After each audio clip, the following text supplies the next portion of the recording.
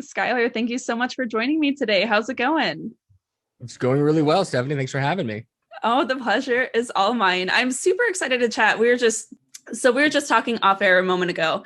The idea of niching down in that aspect of your brand is so important to the effectiveness. So somebody who knows so much about the topic and the value that you can bring to this conversation is something that I'm really excited about. So for those who have not yet gotten acquainted with you, don't know who you are, can you give us just a really quick snap on who you are and tell us a little bit about what you have to share with us today?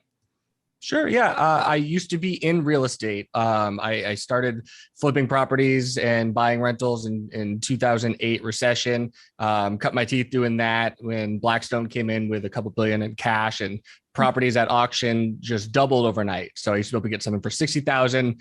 Literally over a weekend, it was 120,000. And for Blackstone at the time, it made more sense for them where they wouldn't buy a property on the open market for 60,000. They would let it go to auction and then buy it for 100 because then they would own it that afternoon. They didn't have to wait 30 days, 20 days, deal with banks. They wanted properties fast. So what they were doing kind of priced out people like me who had an opportunity for about 18 months that got kind of sucked up by the big money.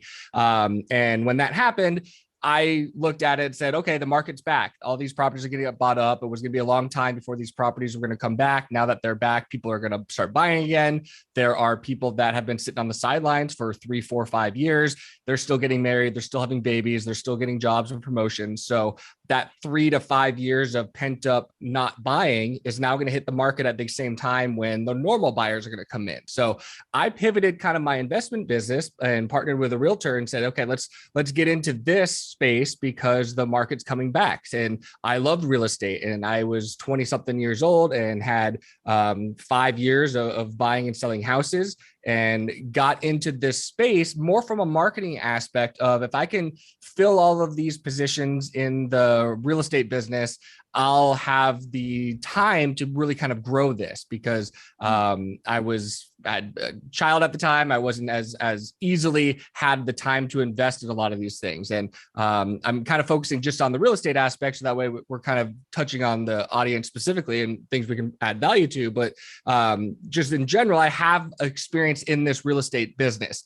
I have always been in marketing. I've always loved marketing. I've always loved kind of finding a way to compete with the bigger companies and the larger companies. When I got into real estate as a service to help people buy and sell houses, I got into it at a time where you didn't really have a lot of teams. There were a couple of big brokerages and you had to have kind of a really big expensive office or a really big expensive website that made you look like you were worth working with. I didn't want to do those things. I also didn't have the time to go door knocking. I didn't have the time to kind of hold open houses. And I was looked at as being lazy for not wanting to do those things. But to me, it looked like I had a really low ROI. If I can knock on doors all weekend, I might talk to 10 people. That's not that efficient.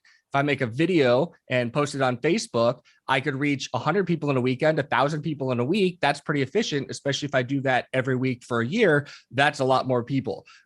It worked with real estate. I went all in on Facebook at a time when Facebook was for soccer moms and teenage girls, and it was really looked down upon in a way that right now social media is so much more accepted to build a business entirely on. But at the time, it was really viewed as kind of like lower level or second class. And when Facebook took off the way it did, it made a lot of sense because that's where the people that were my age were spending their time. And I realized or discovered that my business niche, for lack of better terms, was people that were my age that wanted to buy their first property. My advantage as an individual was I'm also their age. I speak their language. I actually have experience buying and selling 60 plus houses myself. Not a lot of people had that type of niche experience. And that's what I leaned into. That's what I played into of here's what I look for when I buy a house. Here's what works. Here's what doesn't work. So I was able to provide value at an equal level that my competition, really experienced realtors that had the big fancy office, but had no Facebook profile. That was the leverage. I turned my weakness into a strength, so to speak. So when I left real estate and started Renzer Media, the sole purpose was to take my marketing division and do what I did for my real estate business for other businesses, help small businesses find their niche, grow that, lean into that, and compete with a lot of these bigger companies. And that's what Rensler Media is, and that's what I'm doing now. And in the last year, I wrote Niche Please, which took about 18 months of pandemic times, and a lot of it was wanting to write a book about social media that didn't become obsolete in 5 minutes, and taking that challenge on, because that's really difficult to do. And then the other thing is, I've always really learned my best and really understood things by trying to teach them. So by really going deep into finding out what works, why do businesses succeed? Why do small businesses become big? Or how can people continue to compete with new technology and not be overwhelmed with those things? I wanted to just dive all into that and explain it as simply as I could, because that was going to help me understand it as best as I possibly could. And that kind of brings me to where we are now, sitting across each other on this video chat. I love it. And so what is so cool to me about this conversation is the niche is something that so many real estate agents want to shy away from.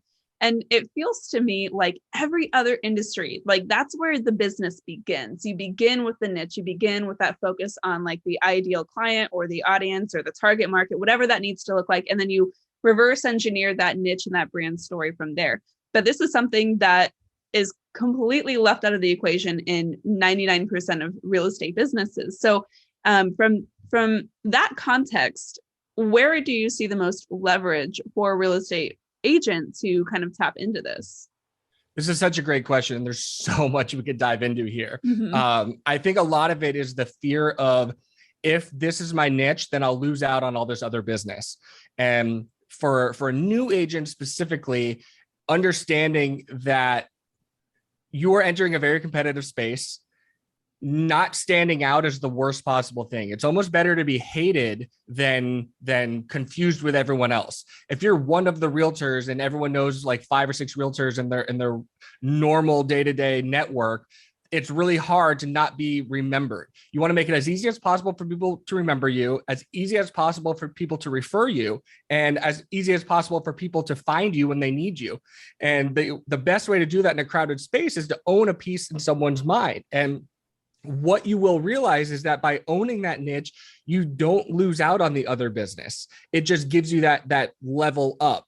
If you're a single mom who helps single moms, and that's your specialty, and you're running a podcast on how single moms can still run a business and take care of their children, and you're meeting with all of the single moms in the neighborhood, and you've built your business on that, those single moms are going to refer you not single mom clients. You know, it's not like gonna just make your business only one thing. It's just, that's something that you could lean into because it's something that is natural for you, and you can enhance that and use that superpower essentially, and say, this is what I'm working with. I can connect with others in a way that no one else can. If I lean into this space, it's going to help me grow my business. And because real estate is such a crowded space, there are so many different ways that you can niche and find advantages, and not just in your business, but in your marketing and your branding and your strategies. And the confidence that you get from knowing that your niche is the right one for you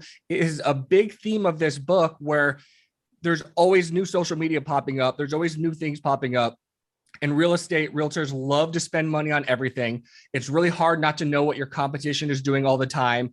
They might have a video that gets 50,000 views on Facebook, but doesn't sell a property. And you're looking at that saying, why aren't my videos getting 50,000 views? I need to change my entire strategy from the ground up, even though the videos you're doing are generating business for you. The shiny object syndrome of seeing what else is out there is really powerful in the real estate market. And the best thing that you can really do for yourself is be memorable in a way that when someone is sitting around a coffee shop and they hear, man, I really need someone to help me sell my house because of XYZ, how easy is it for that person to just pop up on Instagram or Facebook or Twitter, whatever it is, say, hey, go follow this person. This is the person. I know they do that. I know that they help those people. That's the new business card. So kind of really embracing the technology and not being afraid of it, and owning a category in people's mind is the best way to kind of improve your chances for success. And in the book, we kind of outline different examples, but like the best, clearest one is Amazon today literally sells everything to everyone. And it started out by just selling physical copies of books online. If it tried to start out from day one selling everything to everyone, it would not have succeeded. It started out by owning and dominating a category and then expanding and expanding.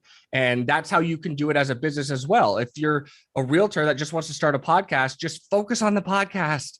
Focus on building the best podcast ever in a year. And then when you have that system built out and you figured out what works and what doesn't work, the ebbs and flows, how to be a better interviewer, how to do all of the things that the learning curve involved with learning a new skill, then you can look about pivoting into, okay, maybe I should launch an Instagram page that also features the podcast. And when you do that, that Instagram page will be even easier because you can take the best of content out of the podcast that you've already done. So if you can focus on that one thing at a time, when it comes time to pivot, you don't lose everything you've built. You can test, but you test at a much higher level than when you started.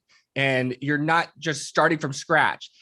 If you take the strategy that too many people take of, I'm going to start a podcast, so that means I need a new Facebook page, a new Instagram, a Twitter, and a YouTube channel, you've added more obstacles than you need to. And when you do that, it's already hard enough to do a podcast. If you're trying to do a podcast plus those other things all at once, you're going to get burnout a lot faster. You're not going to see success as soon as you'd like. And inevitably, you're going to end up at a position to where it's not working fast enough for you. So you stop doing it altogether. And now you're on TikTok, or now you're on Clubhouse, and now you're in this. And you find yourself kind of jumping from thing to thing. Whereas if you would just focus on the one thing long enough to see that success, you're not going to miss out on the TikTok wave. It'll be easier to join TikTok if you've already proven a good content model for yourself.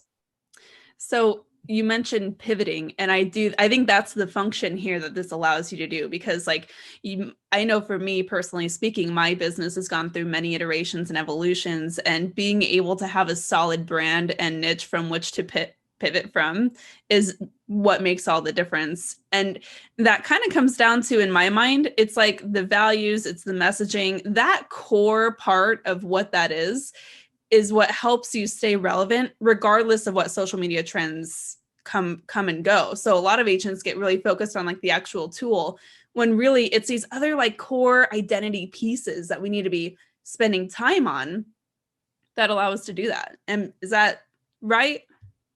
Yeah, I use the word pivot specifically, and I think about in basketball, when you're dribbling the ball and you have a pivot foot that allows you to maintain one foot on the ground where you are, and then try new things with your other foot. You can move around and try new things. And I use that imagery specifically because when you pivot, it doesn't mean you're quitting and starting all over. You're just pivoting to a new thing and testing something out to see if it can add on to what you've already built. And a good example of this is I know an attorney who was really struggling being in the courtroom and seeing mothers have to defend themselves because they couldn't afford their own attorneys. The husbands were the breadwinners. They would have attorneys, and children would lose their children, or mothers would lose the rights to their children over silly little technicalities because they just didn't know what to do.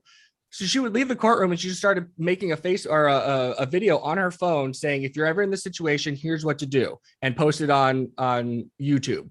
She did that for a year. The channel blew up. It led to more business for her career. She got more clients that way by simply just making iPhone videos on YouTube. Her YouTube channel blew up to where all of a sudden she could monetize this YouTube channel. Now she's at this crossroads where she could keep doing law and grow her channel. She could quit law altogether, go all in on YouTube. She could start a new business going around the country teaching other lawyers how to build their own YouTube channels because she has a proof of concept. And she created this pivot point for her where she could do all of these things. She could do none of those things, but she created more opportunities for herself. And I love that example specifically because I know a lot of realtors who get burnt out after 3, 5, 10 years of success and then want to quickly pivot to teaching or coaching or to do something else. A lot of these platforms that you could spend a lot of time on building will create opportunities that you've never even considered being a way to make more money. And when you have those more options, it gives you a lot more confidence to kind of make certain decisions around your own business. And a lot of that comes from pivoting without kind of quitting what you've done and everything you've learned. And I think a good way of understanding this is when I played Mario Brothers as a kid, you couldn't really save your games. So if you died and you were out of lives, you had to go all the way back to the beginning. And a lot of times that felt like, man, I got to start all the way over. But when you died, I had to go all the way back to the beginning and start over. You weren't totally starting completely over because you knew what to do. You knew how the levels worked. You knew how to get back to where you were. So you end up getting to where you were a lot faster than you did before. And that's what happens now today. If you're pivoting into something new, you're not starting over. If you create an awesome YouTube channel because your content is great and engaging, and then YouTube gets shut down, and now you have to start all over on TikTok, you're not starting over at the beginning. You know how to make videos, you know how to be engaged, you have a community, you've built those things. So even though it feels like starting over, you're still starting at much a higher spot than someone else who's never done those things that you've done. And I love that kind of allegory, because a lot of people are experiencing COVID pivots or COVID changes where they're afraid to kind of go into this new thing, but they don't want to keep doing what they've done already. Once you realize you're not completely starting over, I think that's really, really powerful for a lot of people. Yeah, I think that's really interesting because, like, for me, when most agents get into the business, what I tend to hear the most is they're getting in for the freedom and flexibility of the real estate industry. And the industry has done a really fabulous job of, like, kind of dangling this out and making this seem as one of those prizes that you get when you start a real estate business. But of course, you and I know that there's so much more work that goes into achieving that. And a lot of times it really does come down to giving yourself options. And I'm so glad that you mentioned that, because, like, can any one person say for sure that they want to do the same thing they're doing today 10 years from now? And the overwhelming likelihood is no. They're going to want to pursue other interests, they're going to want to change, but that brand is what gives you that jumping off point. So I'm really glad that you kind of mentioned it from that way. But at the end of the day, you still have to commit to that lifestyle of embracing social media, of embracing that brand building day in and day out. So, like, if we can get really tactical, where are we starting on that journey? And then what are the day-to-day things that we have to be doing as business owners to continue on it? Because it's not something that just ends. Like, it's a marathon, not a sprint. Yeah, it's really appreciating these technological advances as just new tools to use as you can. And the more you understand the tools, the better you are at using them.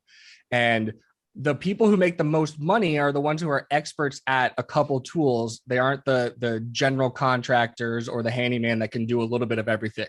And the same thing with real estate is, if you're trying to use social media as a tool, the more you understand how to really use every aspect of one tool is better than being kind of good on all of them. And social media, more than anything else for realtors, is the greatest communication tool ever. Too many people treat them as billboards instead of like open houses or conversations or parties. And it's really more of a community engagement platform with two-way communication, where you can bring up subjects, have people talk and jump in and out and really engage and build trust and build growth and build relationships in a way that you could never do it as cheaply before. If this was 25 years ago, if you wanted to reach 1,000 people, I mean, you have to host an event, you have to throw an annual party, you're spending a lot of money on a gala or this type of like reach. It's just unattainable. Today, you can do it with good content, but having like a video go viral doesn't sell a product. It doesn't sell customers. It doesn't land business. Having consistent content in a way that builds community with an actual like goal in mind is how you can achieve success and actually measure the success. And I know a lot of people who mistake what their goals should be, understanding like the key performance indicators, KPI, you hear like the mumbo jumbo. But if your goal is to double your business by connecting with more people on Instagram, and a year goes by and your business has doubled, that's a win. Too many people move the goalposts and say, okay, well, my business doubled, but my competitor has 10,000 followers and I've only got 500.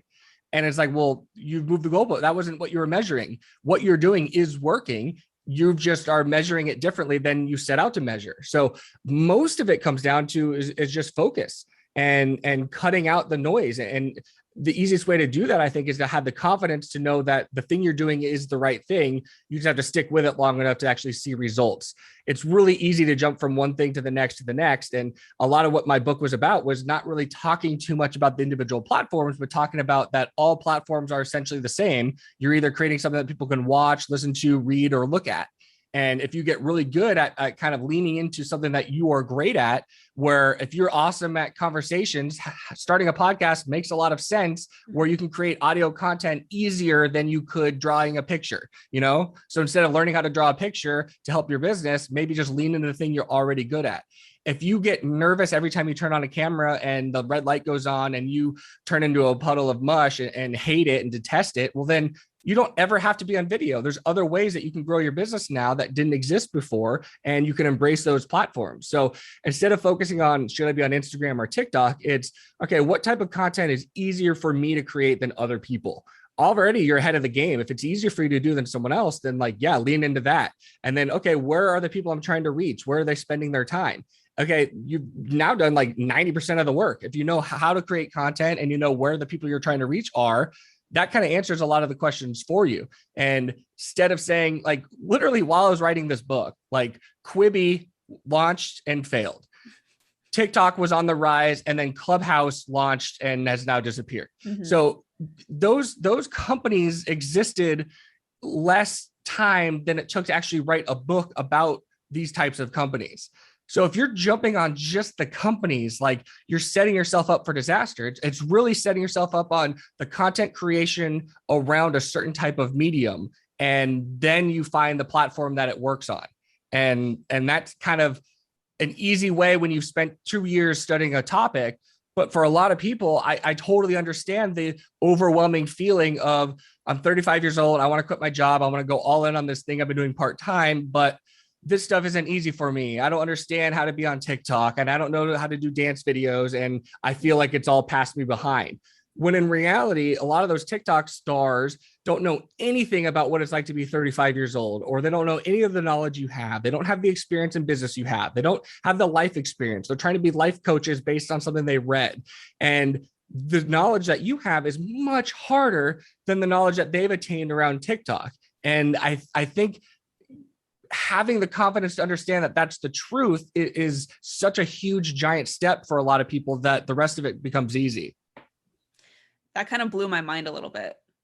That is such a great way to frame like what the value of that situation actually is, and allowing ourselves to fail on social media as we're trying it out, as we're trying to get comfortable in this new arena in order to get this more important like value messaging across. Like, that actually feels really empowering. Yeah, there's value that comes from being the first person at the party, mm-hmm. but it isn't the end all be all value. There's also a lot of value in showing up late to the party. You know, like, everyone's already there having a good time. You show up and everyone's excited that you're there, and they start catching you up with all the things that you missed.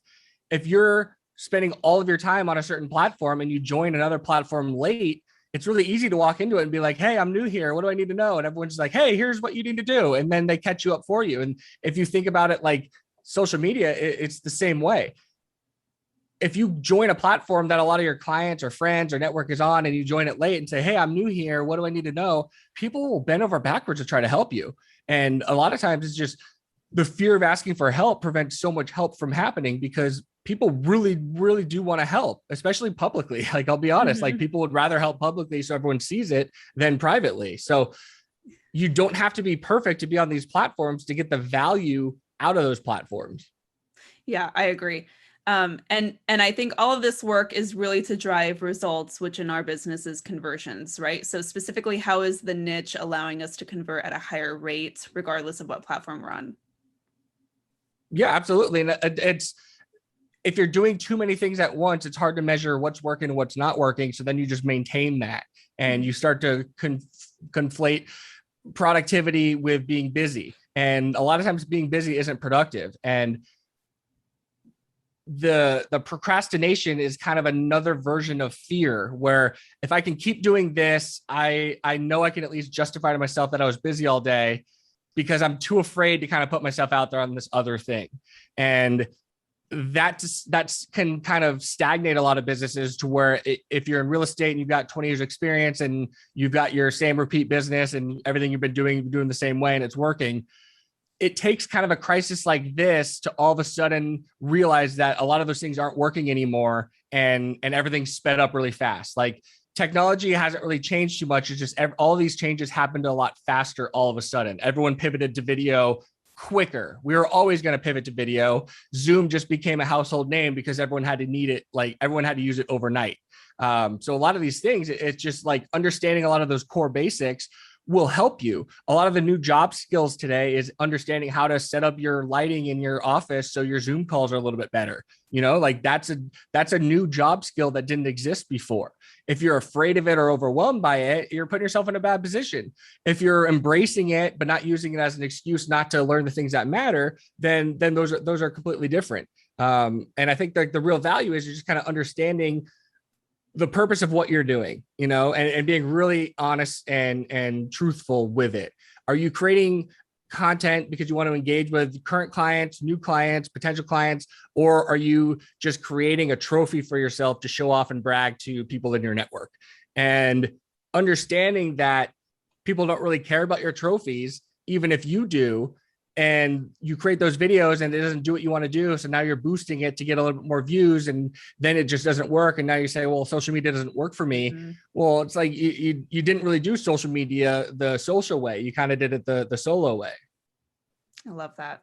So going into 2022 and beyond, like, truthfully, what do you think is the cost of real estate agents, but professionals everywhere who just decide not to embrace this? Well, I mean, it's like, it's embrace what, you know, like, what is social media? Is YouTube social media? Is video content social media? Is TikTok social media? Like these things are changing and evolving so fast that the definitions don't even kind of keep up with them. Mm-hmm. If you're not embracing technological changes, the market will eventually kind of pass you by as people age up and stop buying houses. If your clients are the ones that are buying houses, those are usually going to be the younger generation, and they're going to shop a certain way, and things pivot all the time. It's like understanding what the market is doing and what the clients are doing and where cultures are shifting. Like, the pendulum always swings one side and then the other side. We don't want to do things the way our parents did, and our kids aren't going to want to do things the way we did. We grew up watching our kids smoke cigarettes or watching our parents smoke cigarettes. So we grew up saying cigarettes are bad. We never want to do that because we saw what cancer does. Our kids are growing up watching us glued to our screens and going into therapy and being depressed all the time.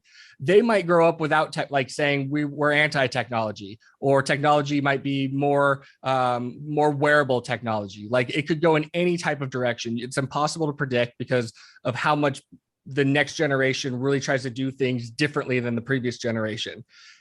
Being aware of that and listening and being in these spaces and not having any judgment one way or another. If you're in business, you have to do what's in best, like, in your best interest to kind of stay in business and grow the business. And in a business like real estate, like, it's facing a ton of changes. Mm-hmm. How easy is iBuying going to be? How easy are a lot of these things going to be? Can you buy things from a phone? Are people willing to buy a brand new property by picking out stuff on their phone?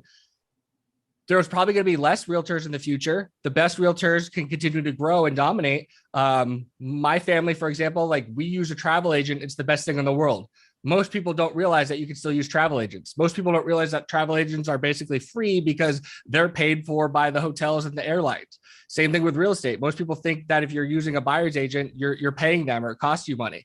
A lot of these things are always going to be in use. There just might not be as plentiful as they were before. And I think real estate, because the margins are so great and there's a low barrier of entry to get into the business, getting a real estate license, it's always going to be competitive.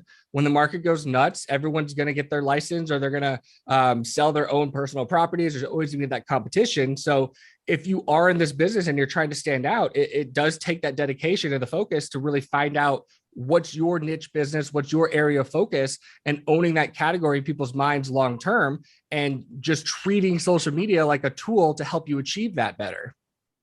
Yeah, I couldn't agree more. it's an inconvenient truth for those who just wanted to sell houses. And, there's a lot more that goes into it now in 2021 and beyond, but I couldn't agree more. So for those who want to explore your book, see what more you have to offer, where can they find you? Niche Please on Amazon is the best place to get it because it's always available. I don't know about the other stores with COVID and everything. My website, SkylerIrvine.com, is a great place to connect with me because all my socials and stuff is there. And yeah, I love keeping this conversation going. I love working with realtors specifically, or just having these conversations because like I have so many firsthand proof of concepts with real estate, like no other business. It's a really fun category for me because it's such a unique business. Yeah, it really is. And it's a lot of fun. And I think that's part of what's so addicting about it. Yeah, Well, definitely. Yeah. I will have all the details that you just mentioned in the show notes. And Skyler, I want to thank you. First, I want to acknowledge you for being so generous with your experience and always giving back to the industry, and willing to test it firsthand and then share with us what you learned. And I'm really glad that you were able to join us today. So thanks so much for hanging out. Thank you very much. I really appreciate that. Very kind of you to say.